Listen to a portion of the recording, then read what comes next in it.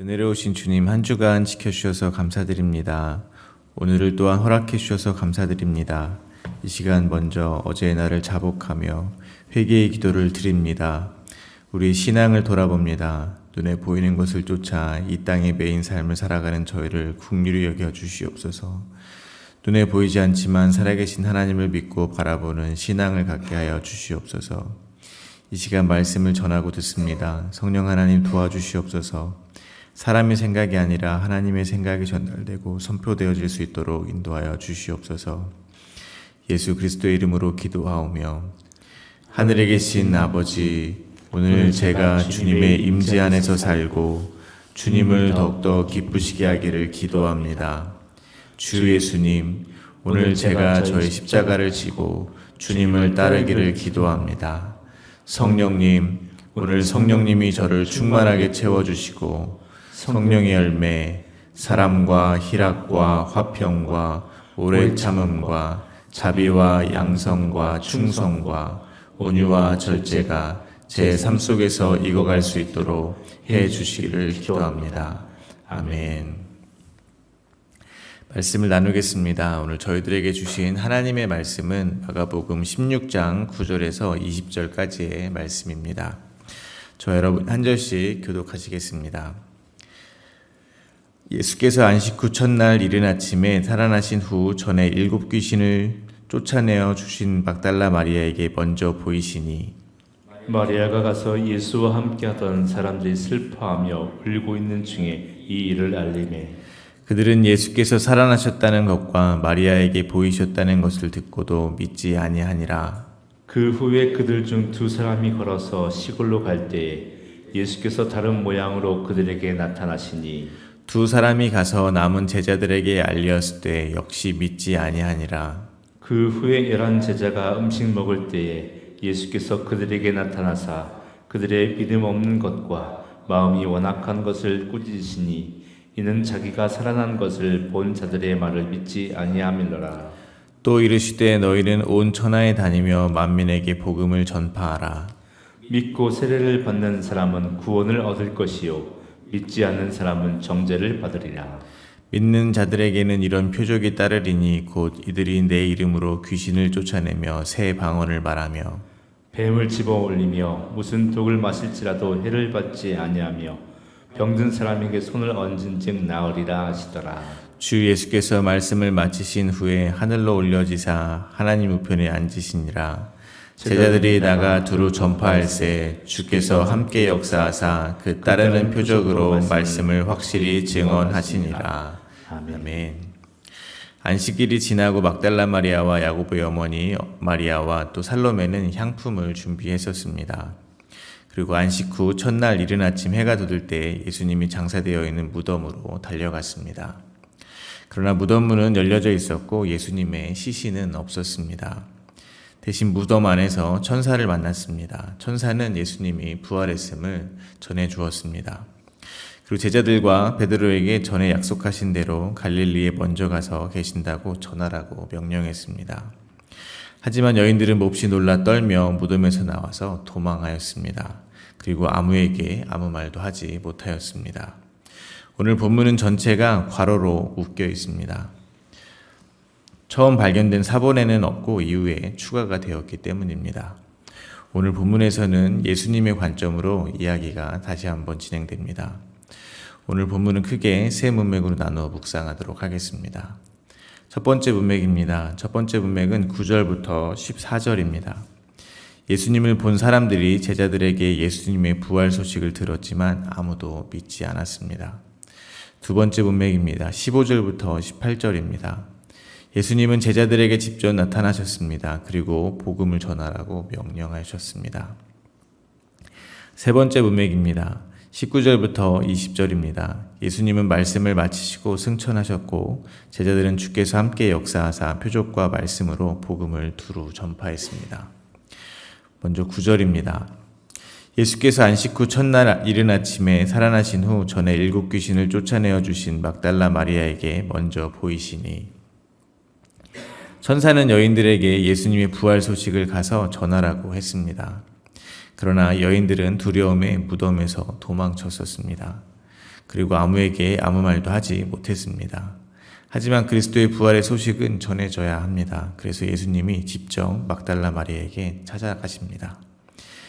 예수님이 찾아간 마리아는 예수님께서 사역하실 때 7 귀신 들린 것을 쫓아주신 적이 있던 그 마리아입니다. 누가복음 8장 1절부터 3절입니다.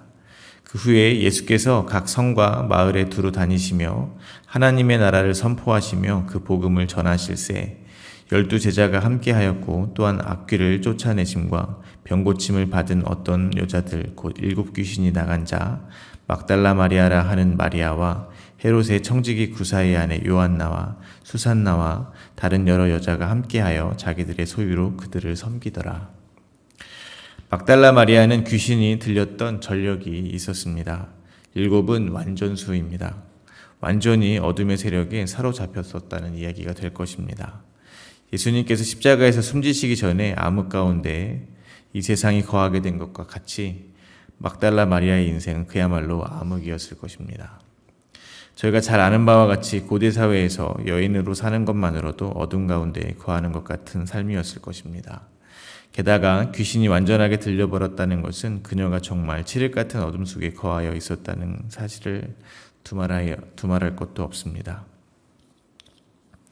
그런데 그런 그녀가 예수님을 만난 것입니다. 예수님은 그녀에게 빛을 선물해 주셨습니다. 귀신을 몰아내 주신 것입니다. 얼마나 고마웠을까요? 자기를 살려주고 정죄하지도 않으시고 사랑해 주시는 주님이 얼마나 좋았을까요?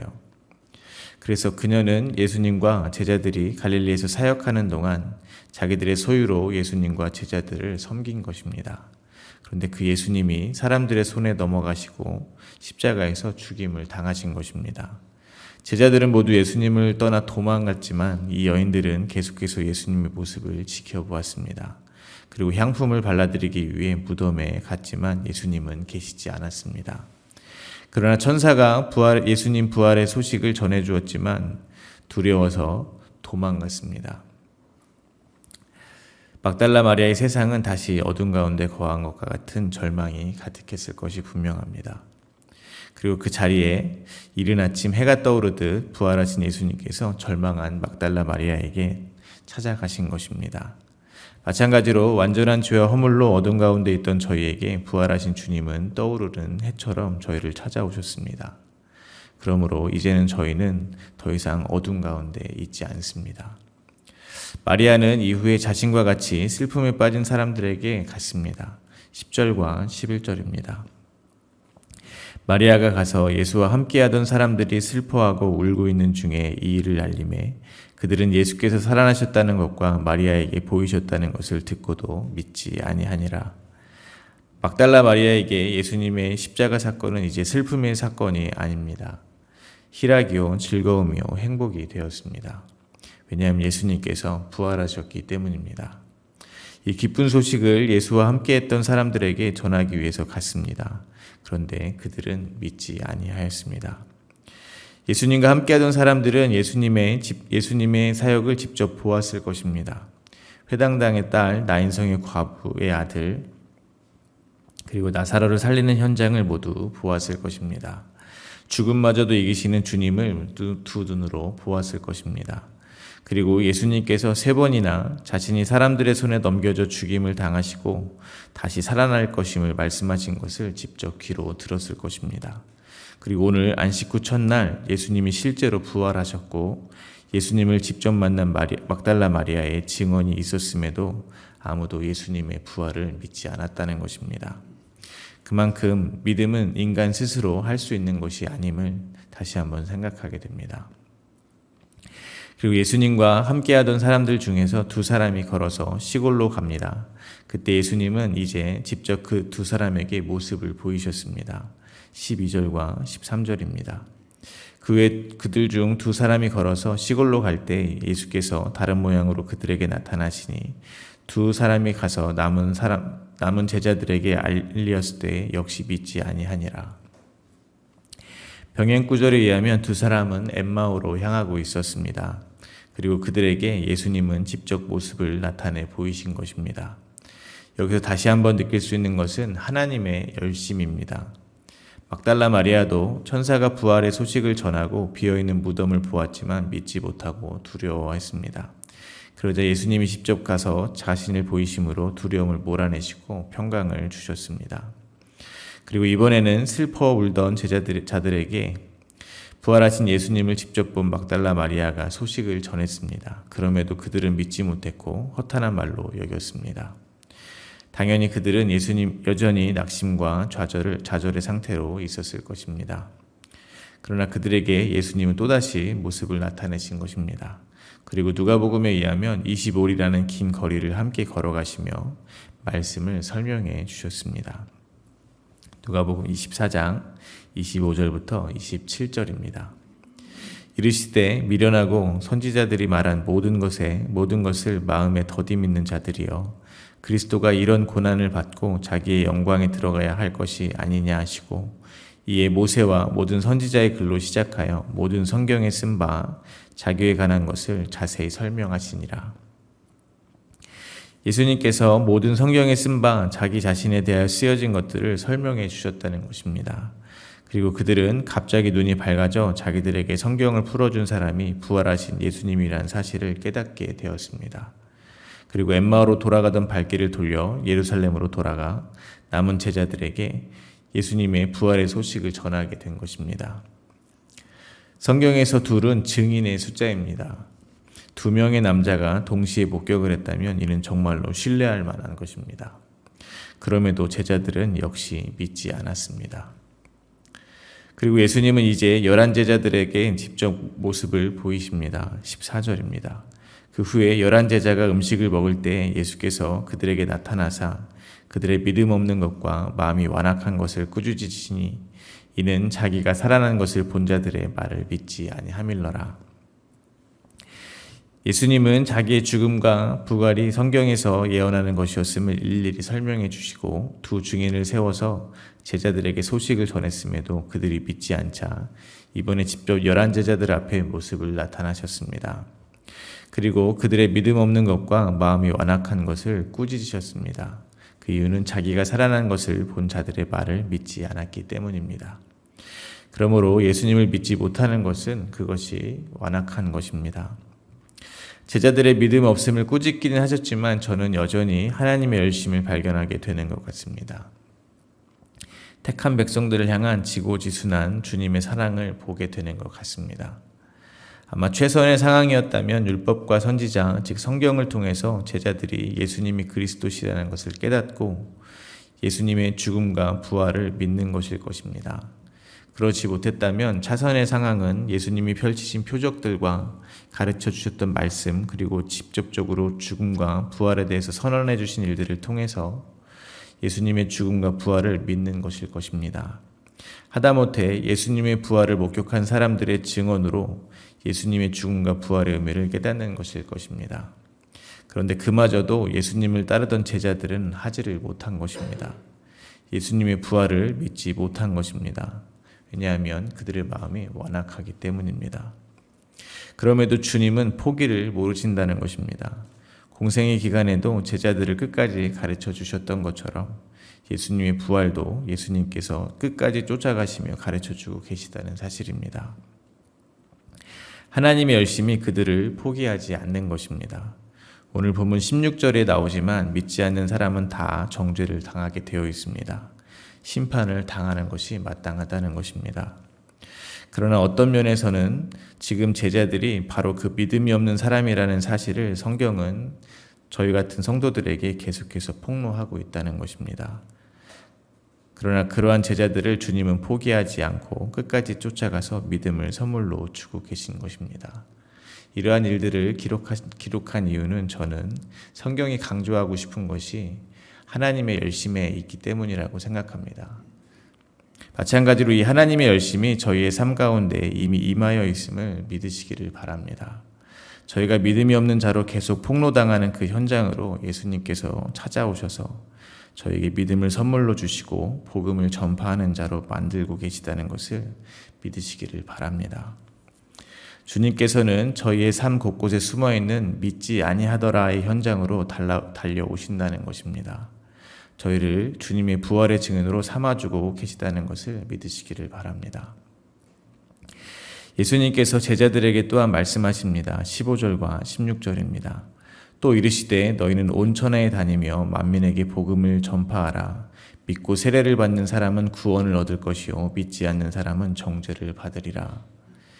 예수님은 예수님의 부활을 믿지 못하는 완악한 제자들을 꾸짖으시고 복음을 전파하라고 명령을 내리십니다. 복음을 전한다는 것은 예수 그리스도의 십자가 죽음과 부활을 전하는 것입니다. 그리고 복음을 듣고 믿는 자는 세례를 받는다고 합니다. 세례의 정신은 옛 자의 죽음입니다. 이전 것에 대한 부정입니다. 한마디로 회개가 없는 세례는 없다는 것입니다. 그렇다면 복음은 저희들이 어둠 가운데 있는 자라는 사실을 가장 먼저 드러내야 한다는 것입니다. 죄의 허물로 죽은 자라는 사실을 복음이 가장 먼저 드러낸다는 것입니다. 사도행전 2장 36절입니다. 그런즉 이스라엘 온 집은 확실히 알지니 너희가 십자가에 못 박은 이 예수를 하나님이 주와 그리스도가 되게 하셨느니라 하니라. 오순절 성령 강림 이후에 베드로의 첫 복음 선포입니다. 저희가 예수님을 십자가에 못 박아 죽인 죄인이라는 것을 깨닫는 것, 믿음이 없다는 사실을 폭로당하는 것이 복음을 접한 사람들이 가장 먼저 마주해야 하는 진실이라는 것입니다. 저희가 그것을 인정할 때 저희는 믿고 세례를 받게 된다는 것입니다. 회개를 하게 된다는 것입니다. 예수님의 십자가의 일을 의지하게 되는 것입니다. 구원을 받게 되는 것입니다. 칠흑 같은 어둠 속에서 빛이신 예수님 안으로 저희가 들어가는 것입니다. 예수님께서는 믿는 자들에게 일어나는 표적이 있다고 말씀을 하십니다. 17절과 18절입니다. 믿는 자들에게는 이런 표적이 따르리니 곧 그들이 내 이름으로 귀신을 쫓아내며 새 방언을 말하며 뱀을 집어 올리며 무슨 독을 마실지라도 해를 받지 아니하며 병든 사람에게 손을 얹은즉 나으리라 하시더라. 주님은 믿는 자들에게 이러한 표적이 따른다고 하십니다. 그 말은 다시 생각해보면 복음이 저희 안에서 하는 일이 저희 안에 있는 귀신을 쫓아내는 일이며 저희로 하여금 새 방언을 말하게 하는 일이며 뱀을 집어 올리고 독을 마실지라도 해를 받지 않게 하는 일이며 병든 사람들에게 손을 얹으면 병이 낫게 하는 일이라는 말이 될 것입니다. 먼저는 다른 사람들이 아니라 복음을 처음 접한 저희에게 이러한 일이 표적으로 따르게 된다는 것입니다. 사도 바울을 예로 들어봅니다. 사도 바울은 저희가 이미 잘 알고 있듯이 율법으로는 흠이 없고 자타공인 성경 박사였습니다. 그는 그가 알고 있는 성경에 대한 확신으로 예수님을 믿는 사람들을 죽이기까지 하였습니다. 그러한 사도 바울이 복음을 만났습니다. 다메섹 도상에서 예수님을 만난 것입니다. 그리고 자신의 열심이 예수님을 핍박하는 것이라는 충격적인 사실을 그 자리에서 깨닫게 됐습니다. 그러니까 예수님을 만나기 이전의 사도 바울은 아무리 성경 박사라 하더라도 육에 속한 사람이었다는 것입니다. 이 세상 공중권세 잡은 자들에게 속해 있던 사람이라는 것입니다. 그는 예수 그리스도로 해석되지 않은 성경 말씀을 말하는 이를테면 옛방언을 말하는 자였다는 것이었습니다. 그러나 복음, 즉 예수 그리스도를 만나고 나서는 그는 이제 그리스도께 속한 자가 되었습니다. 그리고 엠마오로 가는 두 제자에게 예수님이 말씀하셨듯이 모든 성경이 예수 그리스도에 대해서 증언하고 있음을 알게 되었습니다. 빌립보서 3장 4절부터 8절입니다. 그러나 나도 육체를 신뢰할 만하며 만일 누구든지 다른 이가 육체를 신뢰할 것이 있는 줄로 생각하면 나는 더욱 그러하리니 나는 8일 만에 할례를 받고 이스라엘 족속이요 베냐민 지파요 히브리인 중에 히브리인이요 율법으로는 바리새인이요 열심으로는 교회를 박해하고 율법의 의로는 흠이 없는 자라. 그러나 무엇이든지 내게 유익하던 것을 내가 그리스도를 위하여 해로 여길 뿐더러 또한 모든 것을 해로 여김은 내 주 그리스도 예수를 아는 지식이 가장 고상하기 때문이라. 내가 그를 위하여 모든 것을 잃어버리고 배설물로 여김은 그리스도를 얻고. 사도 바울은 이제 복음을 만났습니다. 그래서 새 방언을 말합니다. 즉 자기가 예수님을 십자가에 못 박은 죄인임을 시인하고 이제 모든 성경을 가지고 예수가 그리스도이심을 증거하는 자가 되었다는 것입니다. 그러므로 새 방언은 다른 것이 아니라 올바른 십자가 복음을 말할 것입니다. 사도 바울은 또한 고백합니다. 로마서 8장 28절입니다. 우리가 알거니와 하나님을 사랑하는 자 곧 그의 뜻대로 부르심을 입은 자들에게는 모든 것이 합력하여 선을 이루느니라. 복음에게 점령당한 성도의 삶에 환난과 공고와 박해가 끊이지 않습니다. 기근과 적신, 위험, 칼이 항상 도사리고 있을 것입니다. 사방을 우겨싸는 것 같은 삶이 펼쳐지게 될 것입니다. 그러나 그 모든 일은 저희를 사랑하는 그 그리스도의 사랑으로, 즉 십자가에서 자기를 버리신 그 사랑으로 넉넉하게 이길 수 있다는 것입니다. 왜냐하면 어떠한 일이 있어도 모든 것이 합력하여 선을 이루어내기 때문에 그렇습니다. 심지어 뱀을 들어올려 독을 마실지라도 아무런 해를 받지 않는 것입니다. 그러한 일을 통해서 예수 그리스도를 알고 더 알게 된다면, 더 나아가 그리스도가 전해진다면 그러한 일들이 더 이상 내게 해가 되지 않기 때문일 것입니다. 그리고 이 복음은 저희를 구원하는 데 이르게 함으로 사망이라는 질병에서 나음을 입게 하는 것입니다. 한마디로 오늘 본문 17절과 18절은 믿는 자들에게 평강이 있을지어다 라는 선포와 같다고 저는 생각합니다. 또한 예수님이 말씀하신 믿는 자들에게 따르는 표적은 결국 믿음이 없는 사람들에게는 보이지 않는 것이 보이기 시작하는 말과도 같다고 생각합니다. 전에는 몰랐지만 믿음의 눈이 떠지고 보니 이 세상은 온통 악한 영들로 가득하고 성경을 가지고도 그리스도를 보지 못하고 오히려 주님을 핍박하는 주님의 원수들이 가득하다는 것이 보인다는 것입니다. 아담과 하와를 유혹하여 하나님처럼 되라는 뱀 같은 사람들의 유혹이 끊이지 않을 것이며 죽음의 증상인 질병으로, 즉 죄로 만연되어 있는 이 어두운 이 세상의 실체를 보게 될 것이라는 말이 될 것입니다. 그때 복음을 가지고 있는 자들은 주님이 해를 당하지 않도록 보호하실 거라는 말과도 같다고 생각합니다. 간단히 말해 이제 저희는 이리때 가운데로 보내진 어린 양과 같은 삶을 살게 될 것이라는 것입니다. 올바른 십자가 복음을 전할 때 다른 복음을 가지고 있는 자들에게 모함을 당하고 침뱉음 당하는 삶을 살게 될 것이라는 것입니다.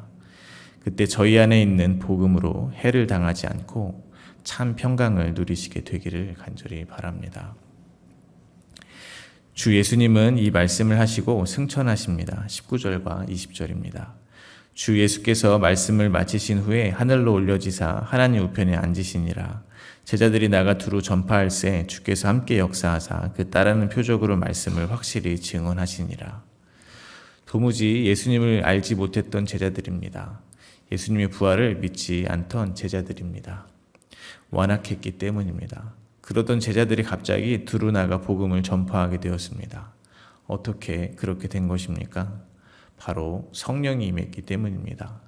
사도행전 2장 2절과 3절입니다. 호련히 하늘로부터 갈라지는 것들이 그들에게 보여 각 사람 위에 하나씩 임하여 있더니 그들이 다 성령 충만을 받고 성령이 말하게 하심을 따라 다른 언어로 말하기를 시작하니라. 제자들에게 성령이 임했습니다. 그리고 사도행전에 의하면 그들은 다른 언어로 말하기 시작했습니다. 그리고 그 말은 사도행전 2장 11절에 의하면 각 언어로 말하는 하나님의 큰일, 즉 십자가 복음이었습니다. 그러므로 저희는 복음이 전파되는 일은 전적으로 성령의 능력으로 되는 것임을 잊지 말아야 할 것입니다. 저희가 성령에 이끌려 온 천하에 다니며 만민에게 복음을 전할새 주님께서 성령으로 함께 하심을 믿으시기를 바랍니다. 말씀을 맺겠습니다. 오늘 본문 20절에 의하면 제자들이 나가 두루 전파할새 그 따르는 표적으로 말씀을 확실히 증언했다고 기록하고 있습니다.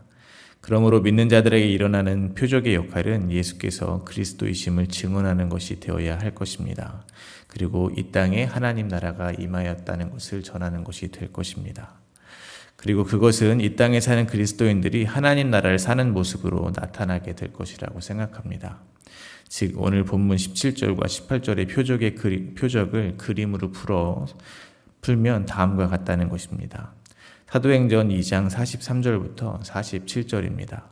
사람마다 두려워하는데 사도들로 말미암아 기사와 표적이 많이 나타나니 믿는 사람이 다 함께 있어 모든 물건을 서로 통용하고 또 재산과 소유를 팔아 각 사람에게 필요를 따라 나눠주며 날마다 마음을 같이하여 성전에 모이기를 힘쓰고 집에서 떡을 떼며 기쁨과 순전한 마음으로 음식을 먹고 하나님을 찬미하여 또 온 백성에게 칭송을 받으니 주께서 구원을 받는 사람을 날마다 더하게 하시니라.